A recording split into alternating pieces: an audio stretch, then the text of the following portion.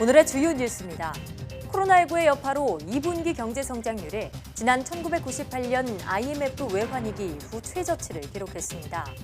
홍남기 경제부총리는 2분기 성장률이 저조한 것과 관련해 코로나19 충격이 본격 반영된 데다 대외 부분 충격이 예상보다 컸기 때문이라고 밝혔습니다. 인천시가 수돗물 유충 보상과 관련해 유충이 나온 가정의 필터 구매 비용만 지원하기로 했습니다. 하지만 유충이 발견된 가정도 생수 구매비는 보상 대상에서 제외했습니다. 트럼프 미국 대통령이 마스크 착용은 애국이라고 밝힌 뒤 미국 내에서 마스크를 착용하게 하는 주가 늘고 있습니다. 개인의 자유 침해라는 논란 속에서도 미국 50개 주 가운데 마스크 착용을 의무화한 주가 30곳을 넘었습니다. 전 세계적으로 코로나19 백신 연구가 한창이지만 올해 안에 상용화될지는 미지수입니다. 또 백신이 개발되더라도 돌연변이 바이러스가 나타나면 무용지물이 될 수 있는데요. 오늘 사이언스 취재 파일에서는 코로나19 극복을 위해 남은 핵심 과제가 무엇인지 자세히 알아봅니다. 여름 장마철이면 집중호우로 산사태 등 안전사고가 자주 발생합니다. 만약 산사태의 징후를 예측할 수 있다면 국민의 소중한 생명과 자산을 지킬 수 있을 텐데요. 오늘 과학의 달인에서는 산사태 피해를 줄이기 위해 조기 경보 시스템을 개발한 한국지질자원연구원 송영석 센터장을 만나봅니다.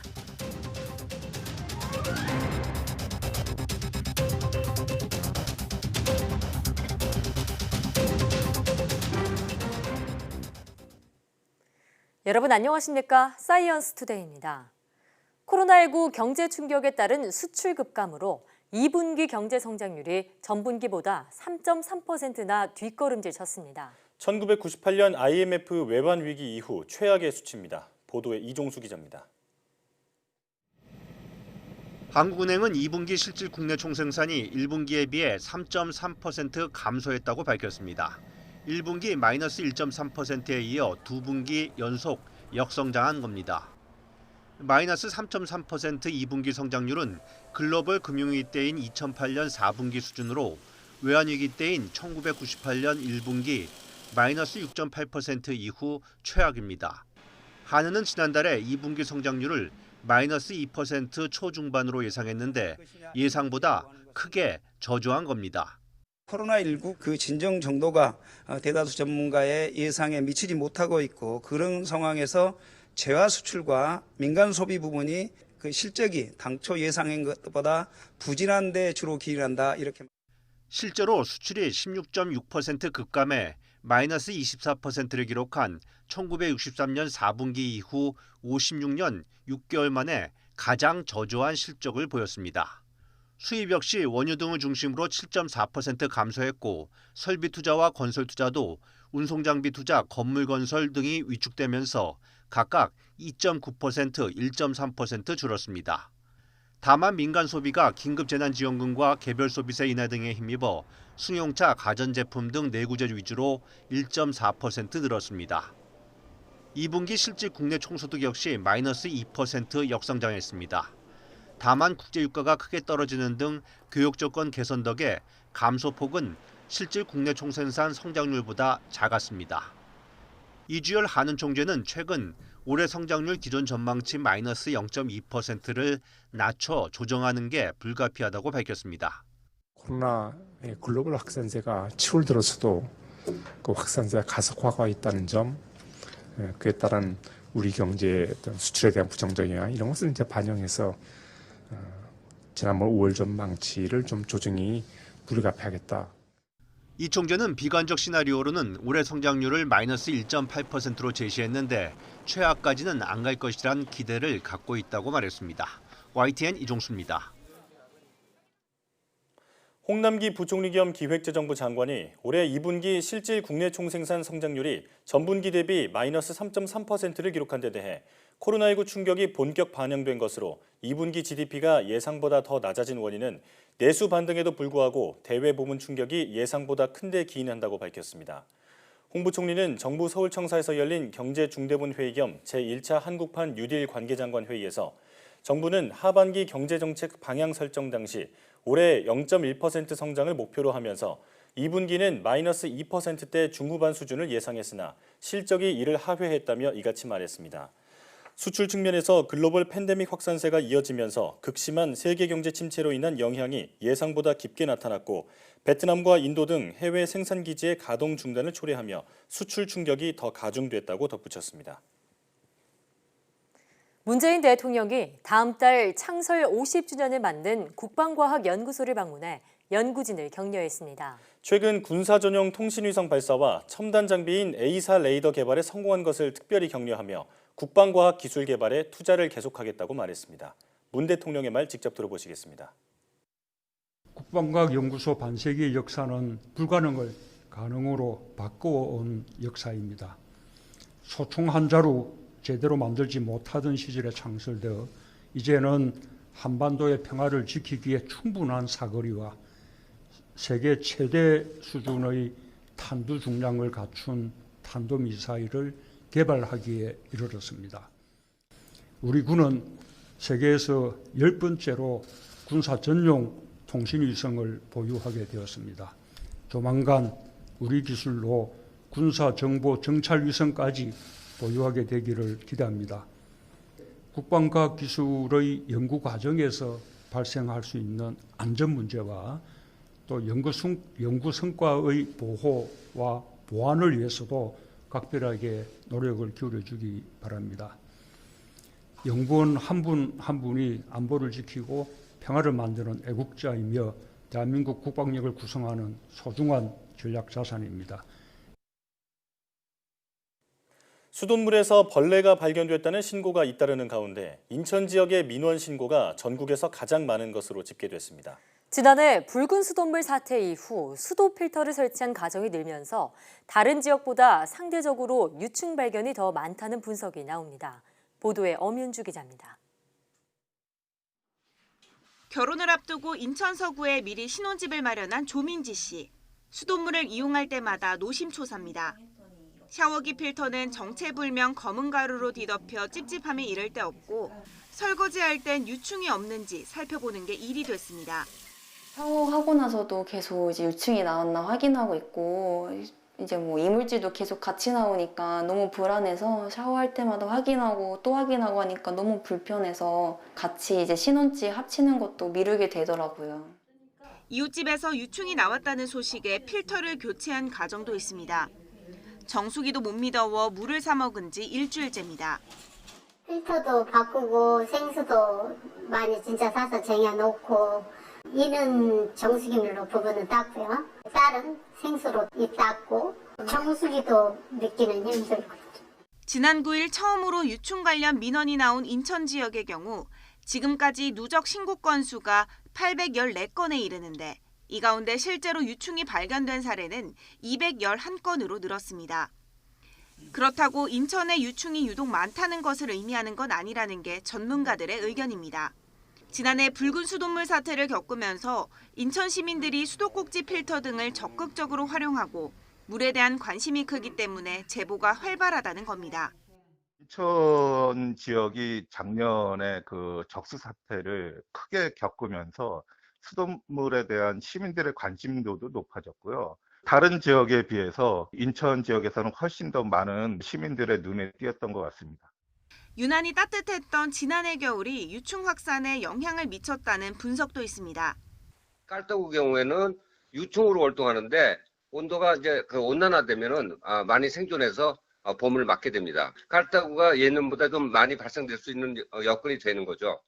전국적으로 유충 관련 제보가 끊이지 않으면서 환경부는 비상상황실 운영에 들어갔습니다. 각 지방자치단체의 유충 관련 민원을 취합해 종합 대응책을 마련할 계획입니다. YTN 엄윤주입니다. 인천시가 수돗물 유충 발생 사고 보상과 관련해 유충이 실제로 발견된 가정의 필터 구매 비용만 지원하기로 했습니다. 인천시는 이 같은 내용의 수돗물 유충 관련 보상 가이드라인을 정했다고 밝혔습니다. 보상 대상을 수돗물에서 실제로 유충이 발견된 곳으로 한정한 겁니다. 유충이 발견된 공동주택에 대해서는 저수조 청소비를 보상하고 피해 가구에는 필터 구매비를 지원합니다. 하지만 유충이 발견된 가정도 생수 구매비는 보상 대상에서 제외하기로 했습니다. 요즘 청량음료 많이 드시죠? 하지만 마시면서도 건강을 해치지 않을까 걱정되는데요. 국내 연구진이 음료가 치아 건강에 해롭다는 기존 학설을 과학적으로 뒷받침하는 논문을 내놔 주목받고 있습니다. 이정우 기자입니다. 인체 장기 가운데 치아는 치료 비용도 비싸고 손상됐을 때 복구가 쉽지 않습니다. 또 제대로 치료되지 않으면 다른 질환의 발병률도 높여 삶의 질을 떨어뜨리는 원인이 되고 있습니다. 국내 연구진이 치아가 음료에 노출됐을 때 치아 범랑질, 이른바 에나멜이 부식되고 손상되는 과정 등을 과학적으로 밝혔습니다. 치아가 청량음료에 담겨졌을 때 그 표면이 계속 부식되는 과정을 이제 수치적으로 정량적으로 표현한 것이라고 할 수가 있겠습니다. 음료가 치아에 비치는 기계적 특성, 즉 거칠기와 탄성계수 변화를 나노미터 수준의 원자간력 현미경으로 관측하고 이를 영상화하는 데 성공한 겁니다. 연구진은 콜라, 사이다, 오렌지 주스 등 3개 음료에 치아를 각각 담갔다가 꺼내 치아 범랑질의 부식 정도를 시간대별로 측정했습니다.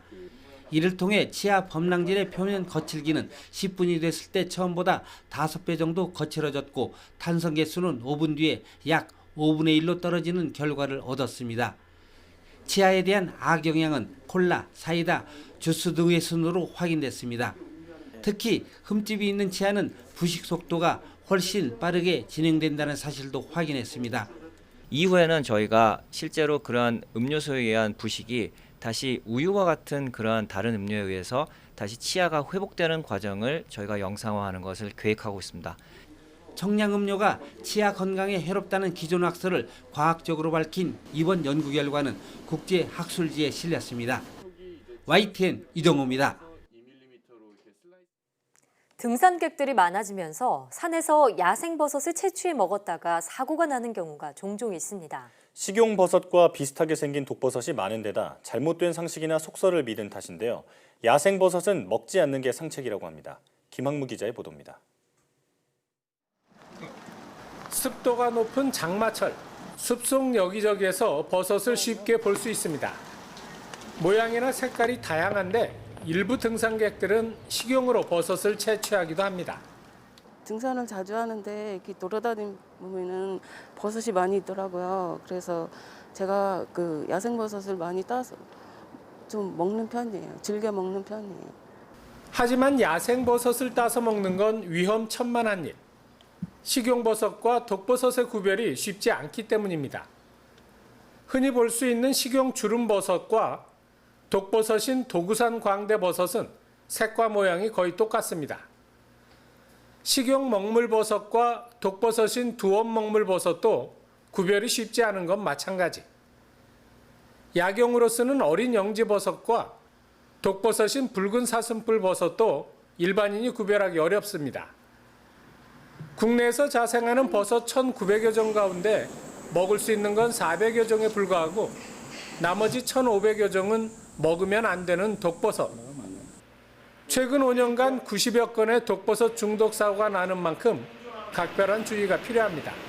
버섯의 형태가 다양하고요. 또 어떤 분들은 민간 속설에 의존해서 버섯의 식용 여부를 판단하시는데요. 이런 경우 중독 사고로 이어질 수 있기 때문에 가급적 야생버섯은 드시지 않는 것이 좋습니다. 색이 화려하면 독버섯이라든지 가시 세로로 찢어지거나 벌레 먹은 버섯은 먹을 수 있다는 등의 속설을 믿으면 안 된다고 전문가들은 말합니다. YTN 김학무입니다.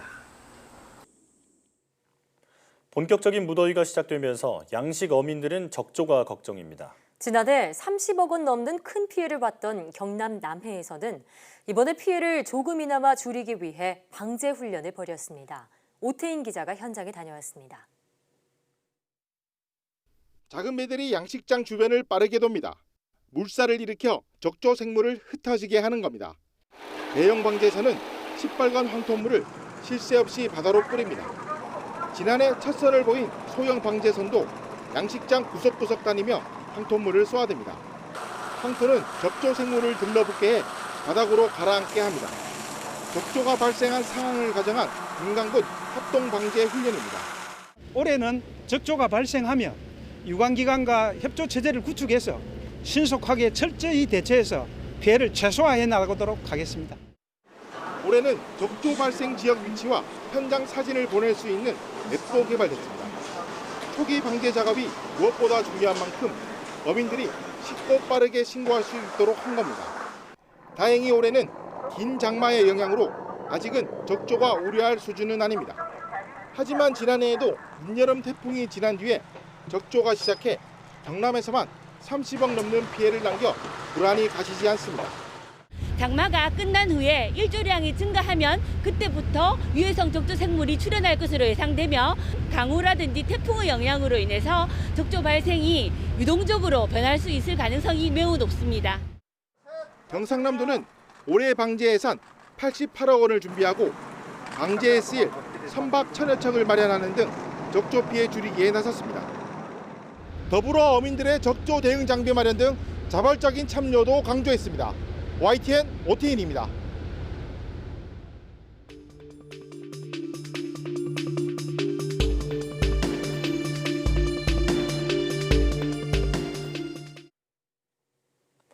코로나19가 확산과 진정을 반복하는 가운데 감염 취약시설에서 집단 감염이 끊이지 않고 있습니다. 이런 가운데 우리 정부는 이라크 근로자를 국내로 수송하기 위한 전용기를 파견했는데요. 코로나19 브리핑, 고려대학교 약학대학 김정기 교수 전화로 연결해서 자세히 알아보겠습니다. 교수님 나와 계십니까? 네, 안녕하세요.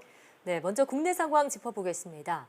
수도권은 노인복지시설과 요양병원, 또 포천 군부대를 중심으로 집단 감염이 계속되고 있습니다. 각 장소의 특성상 추가 확산 우려도 있는데요. 일단 현재 상황 어떻게 보고 계십니까? 어제도 강서 데이케어 센터에서 4명 추가 확진자가 나오면서 현재까지 총 20명이 확진되었고요. 포천 군부대에서도 추가 확진자가 나오면서 현재까지 총 17명이 확진되었는데 어제 말씀드린 것처럼 요양시설 같은 경우에는 기본적으로 입소자가 모두 고령자다 보니까 감염에 취약하거든요. 그래서 추가적으로 확진자가 나올 가능성은 있다라고 보고 있습니다. 네, 특히 포천 군부대의 경우에는 감염원이 지표 환자인 2명의 장병이 아니라 군부대 내 교육이나 상담을 담당하는 2명의 외부 강사인 거로 추정을 하고 있거든요. 그래서 단체 생활을 하는 군부대의 특성상 그리고 더군다나 이 외부 강사들이 포천 군부대 이외에도 다른 군부대에서도 관련 업무를 담당했던 걸로 알려져 있거든요. 그렇다 보니까 추가 확진자, 특히 군부대에서는 추가 확진자가 더 나올 걸로 이렇게 예상을 하고 있습니다. 자, 그렇다면 이런 시설의 추가 감염을 막기 위해서는 어떤 조치가 추가돼야 할까요? 기본적으로 확진자와의 접촉 경로를 신속히 파악해서 선제적으로 차단하는 게 가장 중요한데요. 강서 데이케어 센터 같은 경우에는 물론 방역당국에서 최선의 노력을 다하고 계시고 이러한 부분에 대해서 깊이 감사를 드리고 있습니다만 조금 더 철저한 대처가 필요할 것 같고요. 그래서 추가적인 확진을 빨리 차단을 해야 된다라고 생각을 하고 있습니다. 군부대의 경우에는 일단 잠정적인 감염원이 추정된 이상 포천 군부대뿐만 아니라 감염원이 방문했을 걸로 예상되는 그 군시설에 대해서 빨리 전수조사를 진행을 해야 되고요. 이 부분이 확실하게 매듭지어질 때까지는 당분간 관련 군부대는 외출, 외박, 휴가 등을 제한할 필요가 있다라고 봅니다. 특히 더군다나 당분간 영외 거주를 하는 간부들에 대해서도 방역 관리가 철저히 이루어져야만 하고요. 그래야만 군부대에서 지역사회로의 역전파를 차단할 필요가 있습니다. 이러한 부분만 잘 이루어지면 군부대는 오히려 교류가 제한적이고 사후 관리가 굉장히 용이한 만큼 신속한 통제가 가능할 걸로 판단은 하고 있습니다. 근데 다만 관리의 골든타임을 놓칠 때에는 오히려 반대로 대규모 확산도 이루어질 수 있는 가능성은 충분히 있다 이렇게 보고 있습니다.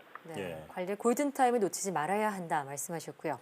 이런 가운데 정부가 코로나19에 노출된 이라크 파견 근로자들의 이송을 위해서 군용기 2대를 현지에 보냈습니다.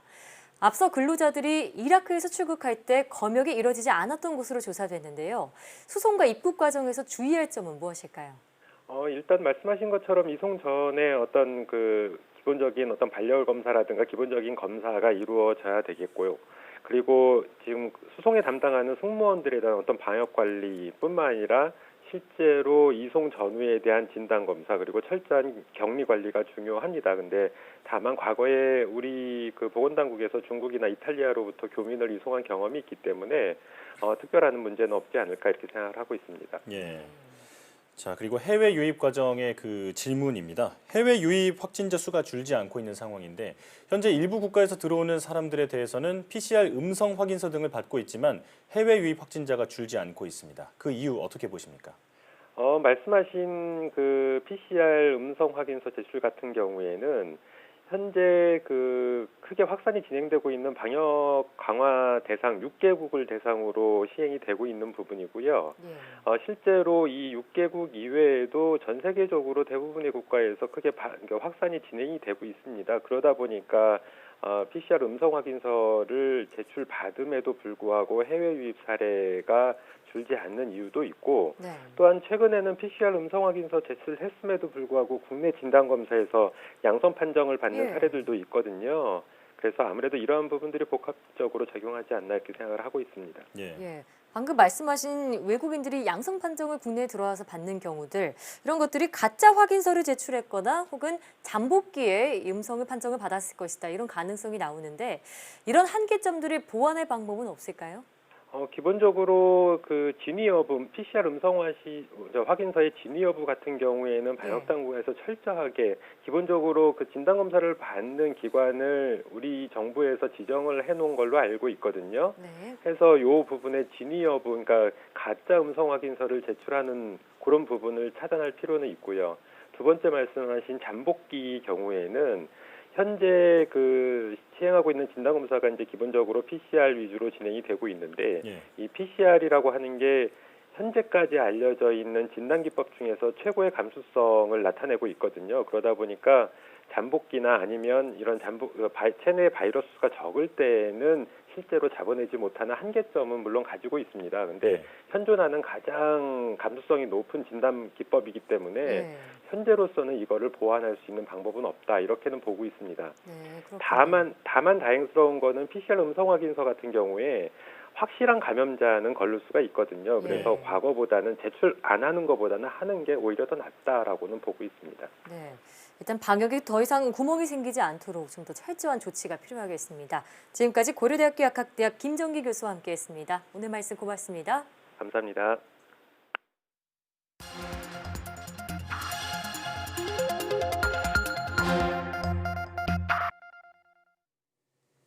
다양한 분야의 과학 이슈를 과학 기자의 시각으로 집중 분석하는 사이언스 취재 파일 시간입니다. 오늘은 최소라 기자와 함께합니다. 어서 오세요. 안녕하세요. 오늘은 어떤 주제로 이야기 나눠볼까요? 네, 코로나19 사태가 벌써 반년을 훌쩍 넘었습니다. 전 세계 과학자들이 이 코로나19에 대한 연구를 속속 내놓고 있는데요.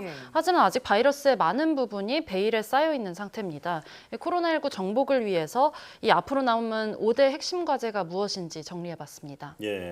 지금 말씀하신 것처럼 사실 수많은 보도가 있었잖아요. 코로나19에 대한 많은 연구도 있었고요. 자, 5대 핵심 과제 말씀해 주셨는데 아무래도 백신 개발이 가장 화두가 아닐까 이런 생각이 드는데요. 네, 그렇습니다. 지금 코로나19 장기화 가능성이 커지면서 아무래도 가장 큰 과제가 백신 개발입니다. 이 백신이 개발이 돼야지 코로나19 사태를 종식할 수 있다는 기대감 때문입니다. 지금까지 제시된 백신 후보 물질이 전 세계 200여 개에 달하는데요. 이 가운데 수십 개가 이미 임상시험에 돌입을 했습니다.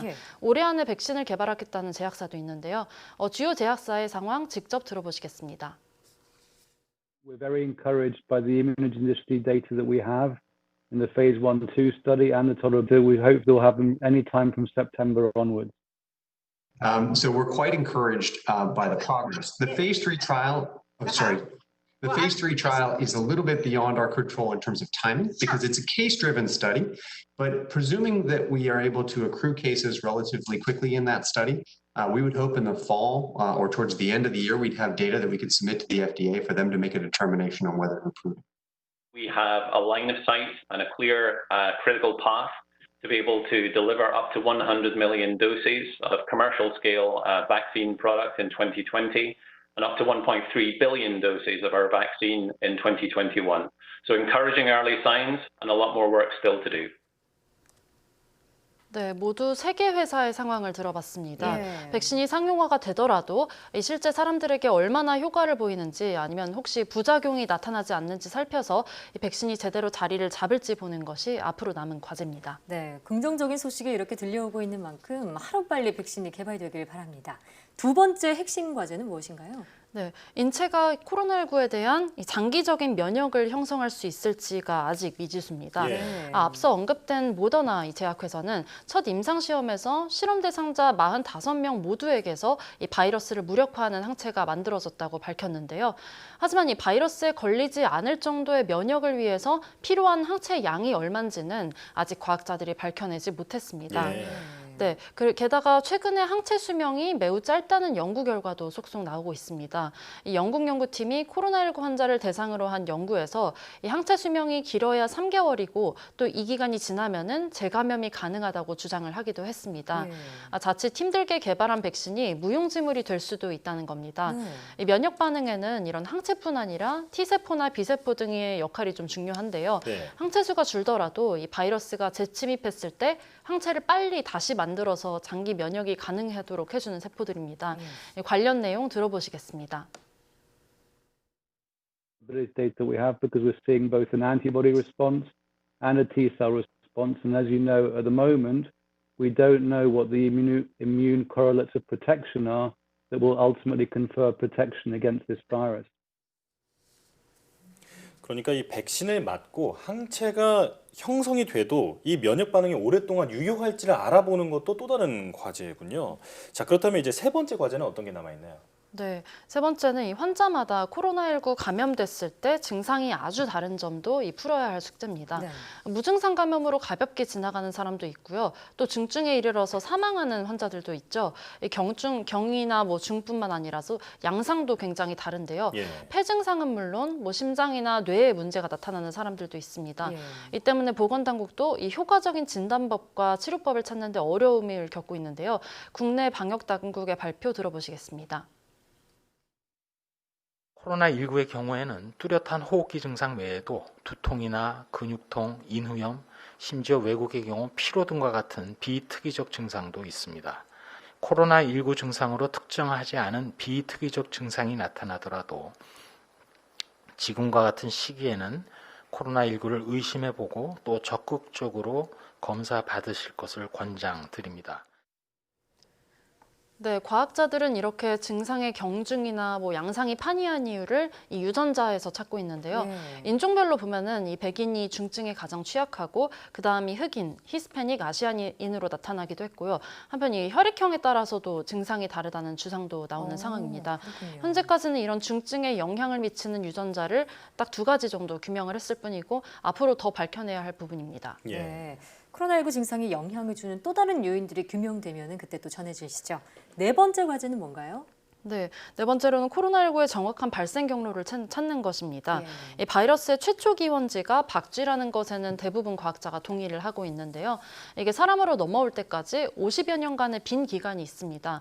이 중간 과정에 어떤 동물이 있었는지 아직 정확히 밝혀지지 않은 상태입니다. 지금 가장 유력한 후보는 천상갑인데요. 문제는 아직 이 천상갑에서 코로나19와 아주 똑같은 바이러스를 발견하지는 못해서 과학자들이 100% 확신은 할 수 없다는 겁니다. 네, 이런 중간 숙주를 찾아서 식용 판매나 뭐 밀매를 막아야지 산발적으로 발생하는 감염병을 원천적으로 차단할 수 있을 것으로 보입니다. 네, 지금 이 코로나19의 백신 그리고 발생 경로까지 총 4가지를 들어봤는데 마지막으로 5번째 핵심 과제는 뭔가요? 네, 바이러스의 성질을 바꿀 이 심각한 돌연 변이의 발생 여부도 해결 과제로 꼽힙니다. 네, 모든 바이러스는 숙주를 감염시키는 과정에서 약간의 돌연 변이가 생기는데요. 특히 이 코로나19는 RNA 바이러스라서 돌연 변이가 더욱더 생기기가 쉬운 구조입니다.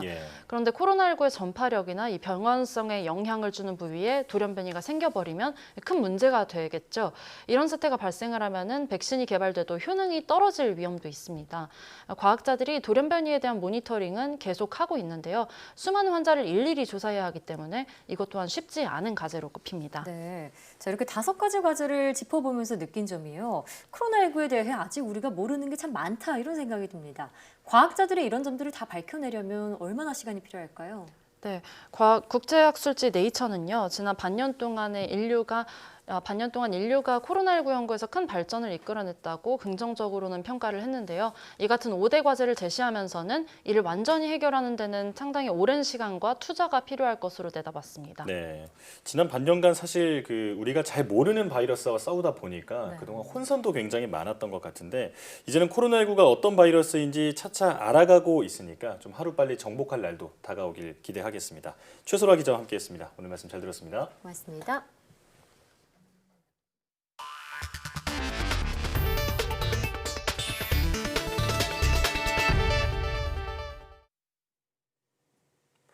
도널드 트럼프 미국 대통령이 마스크 착용은 애국이라며 입장을 바꾼 이후 마스크 착용을 의무화한 주가 늘고 있습니다. 캘리포니아주는 코로나19 누적 확진자가 40만 9천 명을 넘어서 뉴욕주보다 많아지면서 미국 내에서 가장 많은 확진자가 나온 주가 됐습니다. 보도에 이동헌 기자입니다. 미국 미네소타주가 주 차원에서 실내에서의 마스크 착용을 의무화했습니다. 지난주 의료계에서 마스크 착용 명령을 요청했을 때 부정적이었던 주 의회의 공화당 지도자들이 입장을 바꾼 겁니다. If we can get a 90 to 95% compliance, which we've seen the science shows, we can reduce the infection rates dramatically. 왈투 주지사는 마스크 착용을 자동차의 안전벨트에 비유하며 경제활동을 가능하게 하는 가장 싸고 효과적인 방법이라고 강조했습니다. 오하이오주와 인디애나주도 주 차원에서 마스크 착용을 의무화했습니다. 개인의 자유 침해라는 논란 속에서도 미국의 50개 주 가운데 마스크 착용을 의무화한 주가 30곳을 넘어섰습니다. 미국의 수도 워싱턴 DC는 집 밖에 나서면 꼭 마스크를 쓰도록 했고 위반하면 최고 $1,000의 벌금을 내야 합니다.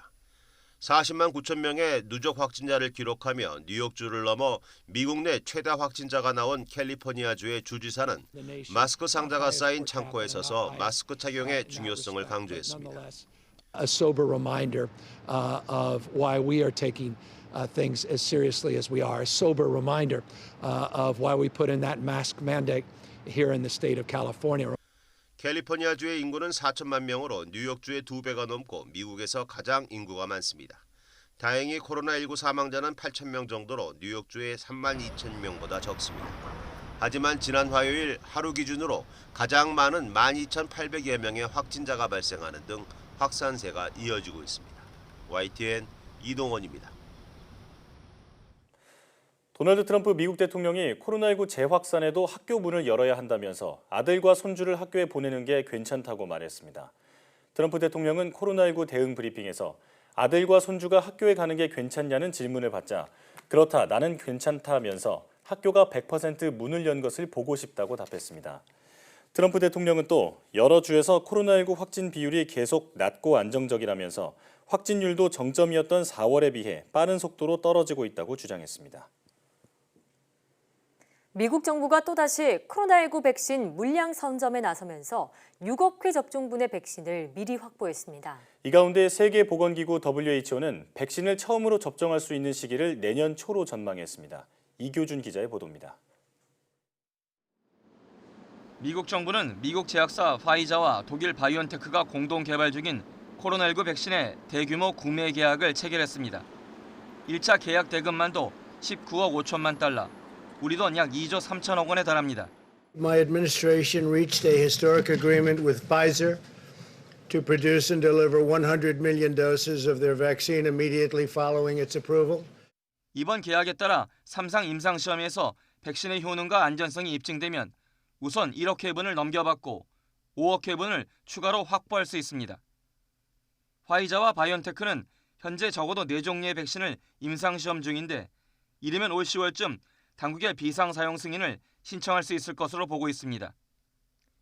미 정부는 이 백신을 국민에게 무료로 제공할 계획입니다. And the great thing is that the deal is that the vaccine will be free for American participants, American potential patients. 미 보건복지부는 백신 무료 제공을 위해 아스트라제네카와 노바백스 등 제약사와도 협의하고 있습니다. 이 가운데 세계보건기구 WHO는 코로나19 백신의 첫 상용화 시기에 대해 다소 신중한 전망을 내놓았습니다. 마이클 라이언 WHO 긴급준비대응 사무차장은 백신 개발에 진전을 보이고 있다면서도 내년 초 이후에야 접종이 가능할 것이라고 말했습니다. 라이언 사무차장은 몇몇 백신 후보가 임상 3단계에 있으며 안전성과 면역 반응 생성에서 모두 성공했다고 설명했습니다. 그러면서 WHO는 백신이 개발될 경우 생산 능력을 확대해 모든 사람에게 접종 혜택이 돌아갈 수 있도록 노력하고 있다고 밝혔습니다. YTN 이교준입니다.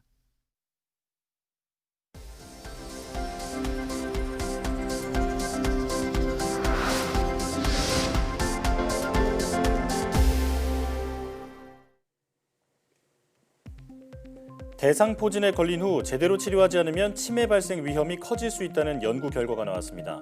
서울 아산병원 연구팀은 대상포진을 진단받은 50세 이상 환자 3만 4천여 명을 분석한 결과 이런 연관성을 확인했다고 밝혔습니다. 분석 내용을 보면 대상포진을 치료받은 환자와 치료하지 않은 환자의 10년간 치매 발병률은 치료하지 않은 집단에서 1.3배 더 높게 나타났습니다. 연구팀은 대상포진 바이러스가 치매 원인으로 지목되는 베타 아밀로이드 단백질을 분해하는 효소의 활성을 차단할 가능성이 큰 것으로 분석했습니다. 거동이 힘든 노인의 다리 근육에 전기 자극을 줘 보행을 돕는 보행 보조 시스템이 개발됐습니다.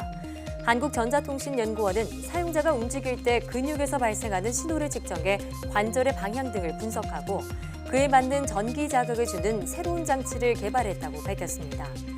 이 보행 보조 장치를 고령인에게 붙여 걷거나 계단을 오르도록 실험한 결과 신체 기능이 평균 6% 정도 상승한 것으로 나타났습니다. 연구팀은 이 보행 보조 시스템이 가볍고 부피도 작아 착용에 부담이 없다며 고령인의 재활 치료와 보행 장애 개선 등에 도움이 될 것으로 기대했습니다. 뇌졸중으로 손상된 뇌신경을 초음파로 자극해 재활하는 치료법의 효과를 확인할 수 있는 기술이 개발됐습니다. 키스트 연구팀은 뇌파 가운데 하나인 델타파의 변화가 치료 효과와 밀접한 관련이 있다는 사실을 입증하고 쥐 실험을 통해 이런 내용을 확인했다고 밝혔습니다. 연구팀에 따르면 초음파 치료를 통해 운동 기능이 향상된 쥐의 뇌에서는 델타파가 치료 전과 달리 균형적으로 발생하는 것으로 나타났습니다.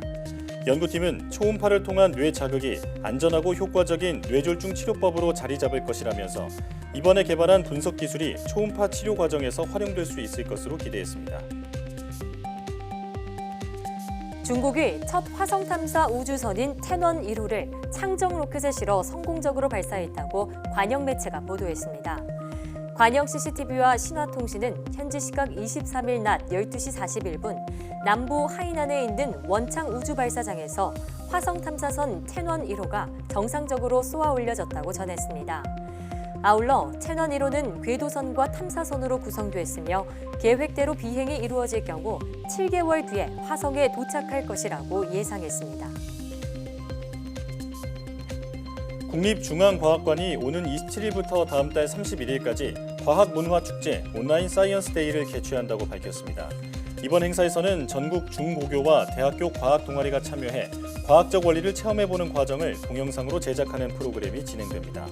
또 과학 유튜버의 진로 특강과 과학 입문 강좌, 과학도서 저자와의 북토크 시간도 마련됩니다. 자세한 내용은 온라인 사이언스 데이 홈페이지에서 확인할 수 있습니다.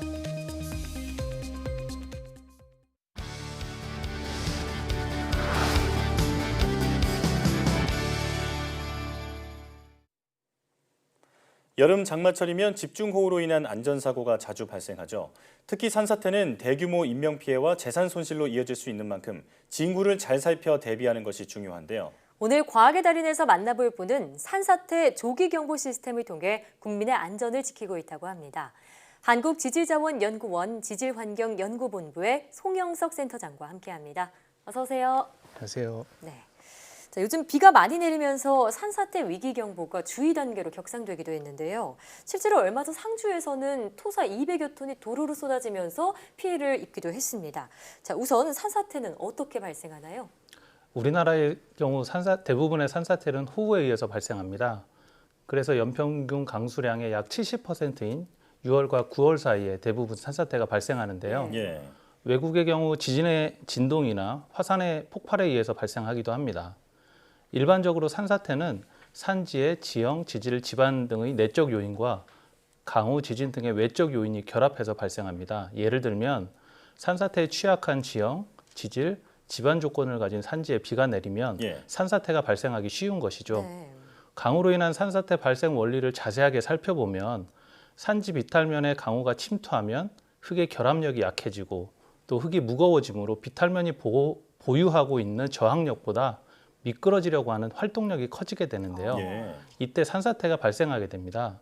또 지진이나 산불이 발생한 지역에는 비탈면을 구성하고 있는 흙의 저항력이 낮아지므로 산사태에 더 취약하게 됩니다. 산사태 발생 후에는 또 다량의 물과 토석이 섞여 하부로 흘러가면서 토석류로 발전해 계곡을 침식시키고 하부에 있는 마을이나 시설물 등의 많은 인명 및 재산 피해를 야기합니다. 산사태가 어떻게 발생하는지 설명을 해주셨는데 최근에 산사태 규모도 매년 증가하고 있다고 들었습니다. 이게 얼마나 증가했고 또 증가한 이유는 무엇인지 설명해 주시죠.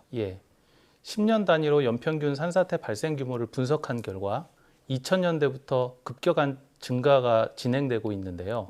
우리나라 연평균 산사태 발생 면적을 살펴보면 1980년대에는 231헥타르, 90년대에는 349헥타르, 2000년대에는 713헥타르로 지속적으로 증가하고 있습니다. 그렇네요. 이러한 산사태 규모의 증가는 기후변화로 인한 여름철 강수량의 증가에 의한 것이라 할 수 있습니다. 특히 2002년 태풍 루사, 2003년 태풍 매미, 2006년 태풍 에위니와 같은 태풍으로 인해서 많은 비가 발생이 됐고 이로 인해서 산사태가 발생하였습니다. 최근에는 기후변화로 인해서 시간당 30mm 이상의 집중호우가 또한 급격하게 증가하고 있는데요. 이로 인한 산사태 역시 많이 증가하고 있는 추세입니다. 산사태가 증가하는 것도 기후변화가 원인이라니 기후변화의 심각성을 다시 한번 느끼게 됩니다. 자, 그럼 대표적인 산사태 피해 사례 몇 가지 소개해 주시죠. 우리나라에서 발생된 산사태 중에서 가장 대표적인 사례는 2011년 7월 27일 서초구 우면산에서 발생한 산사태입니다. 기억납니다. 시간당 100mm 이상의 폭우가 쏟아지면서 주택과 도로가 침수되었고 이로 인해서 산사태가 발생되어 16명의 생명을 잃고 많은 재산 피해도 발생을 하였습니다. 2000년대 이후에 서울에서 발생된 최악의 참사로 기록이 되고 있습니다. 또 다른 사례로는 2011년 7월 27일 춘천시 소양강댐 인근에서 발생한 산사태입니다. 단일 산사태로 인해 많은 인명피해를 발생시킨 사례입니다. 이 산사태로 인해서 농촌 봉사에 참여하였던 13명의 대학생이 유명을 달리하였습니다. 해당 산사태의 경우 집중호우로 인해 발생했는데요. 규모는 크지 않았지만 모두 잠든 새벽 시간에 민가와 인접한 산에서 발생해서 피해가 컸습니다. 이 산사태는 한 번 발생하면 정말 대규모 피해가 일어나기 때문에 반드시 예방을 해야 할 텐데 그래서 박사님께서 이런 산사태 재해에 대응하는 조기 경보 시스템을 개발하셨다고 들었습니다. 어떤 시스템인지 소개해 주시죠. 저희 연구팀에서 개발한 산사태 조기 경보 시스템은 사전 예측된 강우 정보를 토대로 산사태의 발생 위치나 발생 시점을 예측하는 건데요. 산사태 피해 범위를 산정해 하루 전에 산사태 조기 경보 발령이 가능한 시스템입니다. 이 시스템을 통해서 산사태 위험 지역 주민들을 대피시킬 수 있는 시간, 즉 골든타임 확보가 가능합니다. 그러니까 산사태를 조기에 예측할 수 있다면 앞서 저희가 살펴본 그런 사례들을 막고 미리 좀 대비를 할 수 있을 텐데 이 시스템을 개발하기 위해서 우선 어떤 기술들을 적용하셨나요? 저희는 크게 3가지 기술을 개발했습니다. 그래서 첫 번째는 물리 기반 산사태 예측 기술입니다. 그러니까 자연현상에서 일어나는 현상을 수학이나 역학적인 공식으로 풀어낸 것인데요. 비가 땅속으로 침투하면 흙이 가진 결합력이 저하되고 흙의 무게는 무거워져서 경사를 따라 미끄러지려는 힘이 증가하게 됩니다. 그래서 산사태가 발생하는 것인데 이러한 과정을 복잡한 수학식으로 풀어냈습니다. 두 번째는 기상 정보를 활용한 사전 강우 정보 예측 기술입니다. 보통 우리나라 기상청에서는 우리 동네 예보 자료를 내보내는데 이 자료는 광범위한 지역을 대상으로 하기 때문에 산사태 예측하는 데는 사용하기가 좀 어렵습니다. 그래서 외국 자료를 조사해 봤더니 일본 기상청에서는 강우 레이더 정보를 이용해서 정밀한 강우 정보를 활용하고 있었습니다. 그래서 국내 자료와 외국 자료 또 저희 모니터링 현장에서 측정되는 자료를 분석해서 다음 날 강우 자료를 예측할 수 있는 시스템을 만들었습니다. 마지막으로 산사태 피해 범위 산정 기술입니다. 산사태 발생 이후 물과 혼합된 토석이 어느 방향으로 어디까지 흘러내려가는지 계산을 해서 피해 범위를 산정하는 것입니다. 그렇군요. 정리하자면 우리나라 지질 특성에 최적화되어 있는 지능형 산사태 조기 경보 시스템이다. 예, 이렇게 그렇습니다. 말할 예. 수 있을 것 같은데, 네. 자, 이 말씀하신 조기 경보 시스템을 활용하기 전에 그 전에는 어떤 식으로 산사태를 예측을 했었나요? 예전에는 통계적인 방법을 이용해서 산사태를 예측을 하였습니다. 즉, 기 발생했던 산사태를 조사하고 산사태 발생 시 강우 조건과 지질 및 지반 특성을 분석했는데요. 그리고 산사태가 발생하지 않은 주변 지역을 대상으로 해서 동일한 방법으로 지질 지반 특성을 조사 분석하였습니다. 그런데 같은 강우 조건인데 산사태 발생 지역과 미발생 지역에 차이가 발생을 하게 됩니다.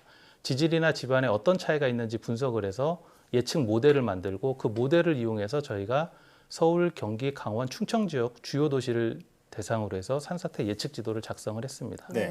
하지만 이 예측 지도의 경우 강우 조건이 2일 연속 200mm 이상의 경우에만 한정이 되어 있기 때문에 강우 조건에 따라 산사태 발생 가능성을 평가하기는 어렵다는 한계가 있었습니다. 그리고 산사태 모니터링 기술도 있습니다. 현재 전국 8개 국립공원에 13개소의 모니터링 스테이션을 구축해서 운영하고 있는데요. 산사태 모니터링 스테이션에서는 센서를 이용해서 현장의 강우, 흙 속의 물의 양, 흙의 결합력과 같은 흙의 현재 상태를 파악할 수 있고요. 이를 토대로 산사태 위험 여부를 판단할 수 있는데, 이는 현재 상황에 대한 산사태 발생 여부에 대한 파악은 가능하지만 미래에 대한 산사태 조기 경보로 활용하기는 어려웠습니다. 네, 그러니까 기존 방식의 말씀하신 한계점들을 극복하기 위해서 좀 더 첨단 기술들을 활용해서 더 정확한 산사태 조기 경보 시스템을 개발해내신 건데요. 그럼 현재 이 조기 경보 시스템이 적용이 되고 있나요? 예, 그렇습니다. 현재 국립공원 관리공단이 협조를 받아서 지리산 국립공원 일대 20제곱킬로미터 지역에 천왕봉 일대인데요. 개발된 조기 경보 시스템을 시범 구축하고 운영하고 있습니다. 가장 꼭대기 부분이잖아요. 네, 그렇습니다. 예. 그 개발된 시스템의 정확도에 대한 검증은 이미 현장에서 마쳤고요. 대도시를 포함한 전국 주요 지역에 대한 산사태 위험 지역을 대상으로 확대해 나갈 예정입니다. 그렇군요. 이 국민의 인명 피해와 또 재산 손실을 이제 최대한 줄일 수 있는 획기적인 시스템인데, 이 조기 경보 시스템을 개발하실 때 어려운 점이 좀 있었을 것 같아요. 예, 어떤 게 있었나요? 당연히 있었습니다. 이 사전 강우 정보 연동 산사태 조기 경보 시스템은 2014년부터 저희가 연구 개발을 시작해서 작년에 시범 구축하고 검증을 완료한 상태입니다. 기상 정보를 활용한 사전 강우 정보 분석 기술을 개발하기 위해서 일본의 대학이나 연구소, 회사 등을 일일이 방문하면서 그들이 갖고 있는 노하우를 습득하기 위해서 많은 노력을 기울였고요. 이런 부분이 많이 어려웠습니다만은 이를 토대로 개발된 사전 강우 정보 분석 시스템은 실제 강우 발생량과 비교한 결과 90% 이상의 정확도를 보이는 것으로 확인이 되었습니다. 또한 저희가 개발한 물리 기반의 산사태 예측 모델은 개발하기 위해서 많은 시행착오가 여전히 있었습니다. 네, 그런 시행착오를 거쳐서 조기 경보 시스템을 개발하셨는데 아직 전국적으로 확대된 건 아니잖아요. 예, 그렇습니다. 혹시 우리 집은 안전한지 좀 미리 확인해 볼 수 있는 방법은 없을까요? 예, 있습니다. 먼저 우리 뒷산의 지형을 잘 살펴보아야 합니다. 산사태는 오목한 산지 지형이나 계곡부에서 많이 발생되고 인공적으로 조성된 절개지에서도 많이 발생합니다. 그리고 산의 중턱에 균열이 일정한 방향으로 진행이 되거나 나뭇가지가 한쪽으로 기울어져 있는 경우에도 산사태가 진행되고 있다는 것을 의미합니다. 또한 오늘과 같이 많은 비가 내릴 때 경사면에서 갑자기 많은 물이 솟아나오는 경우에도 산사태 위험이 큰 것으로 판단할 수가 있습니다. 이러한 산사태 발생 지구를 인지한 경우에는 가능한 한 빨리 안전한 곳으로 대피하는 것이 좋습니다. 뒷산 등산하면서 꼼꼼히 좀 살펴봐야겠습니다. 그리고 이제 마지막으로 박사님의 앞으로의 계획 들려주시죠. 최근 기후변화로 인해서 국지성 집중호우에 의한 도시지역 산사태가 발생해 많은 인명 및 재산 피해가 발생하고 있습니다. 개발된 산사태 조기경보 시스템이 도시지역을 포함한 전국 주요 지역에 확대 구축됨으로써 효율적인 산사태 피해 저감을 실현하기를 바라고요. 국가적 차원의 방제 대책 기틀을 마련해서 국민 생활 안전 문제를 해결하고 산사태에 강한 안전한 대한민국을 실현하는 것입니다. 네, 국민의 안전과 재산을 지키는 버팀목이 되어주길 바랍니다. 지금까지 한국지질자원연구원 송영석 센터장과 함께했습니다. 오늘 말씀 고맙습니다. 감사합니다.